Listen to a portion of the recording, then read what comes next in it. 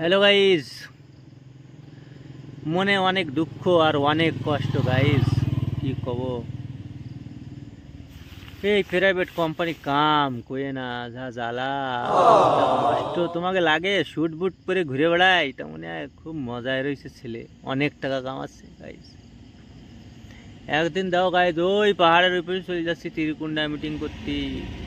আজকে গেলাম গাইজ প্রতাপপুর টুকুডার 533 মক্কার মিটিং করতে।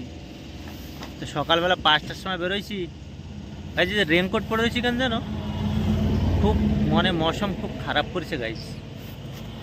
একদম ঠান্ডা করতেছে মৌসুম, ম্যাগ উপরে ওই দাও উপরে ম্যাগ, তো সে ঠান্ডা করতেছে। আমি যে কী করবো, এবার রেনকোট পরে নেই, সোয়েটার তো আনিনি, রেনকোট পরে নিছি। তারপরে এই দেখো গাইজ, কষ্ট হয়ে গেছে গাড়ি চালায় এই যে মেন রোডের পাশে গাড়ি খাড়া করে এই একটা বিরাট বিষয়, যে শুয়ে পড়ে শুয়েছিলাম একটু। তো শুয়ে পড়ার পরে ভাবেছি কি যে একটু দোস্ত আরকের জন্য একটু বন্ধু বান্ধবের একটু একটা ভিডিও কথা কয়ে নেই। মনে দুঃখ, তা কাকের সাথে করবো এই দুঃখ, কাকে দেখাবো? তোমার সাথে একটু দুঃখটা শেয়ার করলে আমার মনটা একটু হালকা হয়, তাই জন্য একটু করলাম গাইজ। ভারী কষ্ট, জীবনে সুখ নেই, কী করবো, দুঃখর কথা আর কি কব।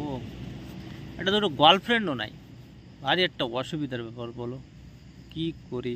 একটা দুটো গার্লফ্রেন্ড থাকলে মনে করো ফোন লাগায় কথা কয়ে একটু মাথা হালকা হয়ে যায়, কিন্তু সেও তো নেই।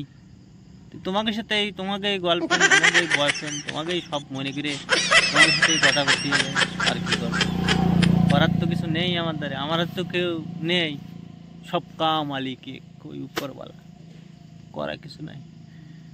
তা দেখি, অনেক সময় আরাম টারাম করলাম, তোমাকে জন্য একটা ভিডিও বানালাম।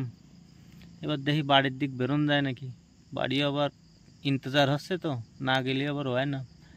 ঠিক আছে গাইস, যাই বাড়ি। সবাই ভালো থেকো, এনজয় করো।